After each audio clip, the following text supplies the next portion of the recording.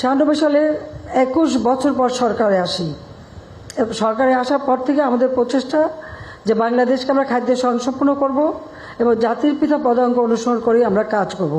তখন এই একটি বাড়ি একটি খামার প্রকল্পটা ওই যে জাতির পিতা বঙ্গবন্ধু শেখ মুজিব যে সমবায় করতেছিলেন তারই আলোকে এটা আমরা গড়ে তুলি এই কারণে যে প্রতিটি পরিবারে এই পরিবারের জন্য এটা হচ্ছে ক্ষুদ্র সঞ্চয়ের ব্যবস্থা।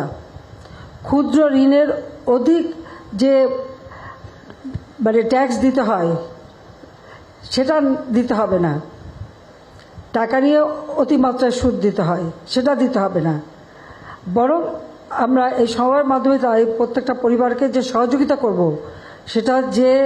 সেটা থেকে যে উৎপাদন হবে সেই উৎপাদন থেকে কেউ যদি 100 টাকা জমাতে পারে তাহলে সরকারের কাছ থেকে আরও 100 টাকা দেওয়া হবে 2 বছরের জন্য, সেটা জমা হবে তার মূলধন হিসেবে। এবং আমি এর জন্য একটা ব্যাংক তৈরি করেছি, পল্লী সঞ্চয় ব্যাংক। এই পল্লী সঞ্চয় ব্যাংকে এটা থাকবে এবং পল্লী সঞ্চয় ব্যাংকের আস্তে আস্তে প্রকল্প থেকে যারা একটু স্বাবলম্বী হয়ে ওই পল্লী সঞ্চয় ব্যাংকেই তাদের টাকা থাকবে, সেটাই তার মূলধন হিসেবে তিনি যে ব্যবসা বাণিজ্য যেটাই করেন, হাঁস মুরগি পালন বা চাষ করা বা হাতে সেলাই করা, যে কাজ যে পারবে সেই কাজ করে ওই ব্যাংকের থেকেই টাকা নেবেন এবং কাজ করবেন, আবার ব্যাংকে লোন শোধ দেবেন, অর্থাৎ সম্পূর্ণভাবে স্বাবলম্বী হবে। এই চিন্তাটা মাথায় রেখে যেটা জাতিপিতা করতেছে যে প্রত্যেকটা পরিবার যেন স্বাবলম্বী হয় এবং দারিদ্র্য থেকে মুক্তি পায়, সেটা লক্ষ্য রেখেই এই ক্ষুদ্র সঞ্চয়ের এই পরিকল্পনা আমি নেই এবং সেটা আমরা বাস্তবায়ন শুরু করি। দুর্ভাগ্যের বিষয় হলে 2001-এ বিএনপি জামাত ক্ষমতায় সেটা বন্ধ করে দেয়, একরকম বলতে গেলে এটা কার্যকারিতাই থাকে না।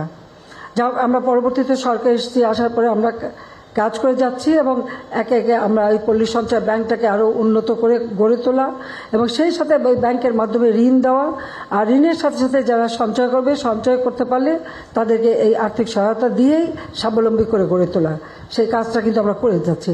এছাড়াও কর্মসংস্থান ব্যাংক নামে একটা ব্যাংক করেছে যেখানে আমাদের যুব সমাজ যেমন লেখাপড়া শেখার পাশাপাশি রাজনৈতিক কিন্তু কাজ করতে পারে, আর পাশ করেই চাকরির পিছনে না ছুটে নিজের জন্য স্বাবলম্বী হতে পারে, সেটা মাথায় রেখেই এই কর্মসংস্থান ব্যাংক থেকে বিনা জামানতে যাতে ঋণ পায় সেই ব্যবস্থাটাও আমরা করে দিয়েছি।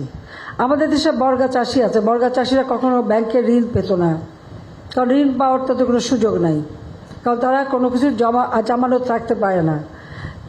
বর্গা চাষিদের জন্য জামানতবিহীন ঋণের ব্যবস্থাও কৃষি ব্যাংক থেকে, সেটাও আমি 96 সালে যখন সরকার ছিলাম তখন করে দিই। এই কারণে যে আমি দেখেছি যে ওই মহাজনের কাছ থেকে অনেক সুদে টাকা নিয়ে তারপর আচ্ছা দিতে পারে না, তার উৎপাদিত পণ্য আর সে ভোগ করতে পারে না, সেই জন্য এই ব্যবস্থাটা আমরা করে দিচ্ছি। পাশাপাশি আমাদের যুব সমাজ যেন সেখান থেকে লোন নিয়ে তারা নিজেরা কিছু কাজ করবে, এককভাবে অথবা যৌথভাবে তারা নিতে পারে। যেমন এখন 2 লাখ টাকা পর্যন্ত বিনা জামানতে দেওয়া হয়, সেখানে একক বা কয়েকজন মিলে যদি একটা গ্রুপ তৈরি করে যদি বা এক ব্যক্তি কোম্পানি খুলতে পারবে, কোম্পানি আইনও করে দিয়েছি যে এক ব্যক্তি একটা কোম্পানি খুলে সেও ব্যবসা করতে পারে, সেই সুযোগটাও আমরা সৃষ্টি করে দিয়েছি।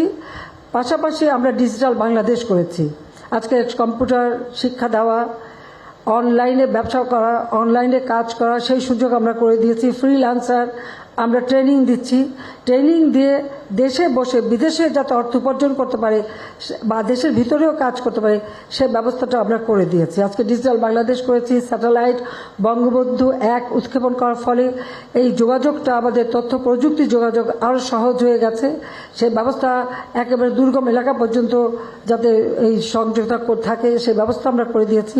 এই যে আমরা বেসরকারি এত টেলিভিশন সেগুলো এখন আমাদের স্যাটেলাইট থেকেই কিন্তু চলছে, আমাদের আর বিদেশ থেকে ভাড়া করে আমাদের বিদেশি অর্থ দিয়ে বিদেশ থেকে ভাড়া করে আনতে হয় না, আমাদের স্যাটেলাইট ব্যবহার করতে পারি।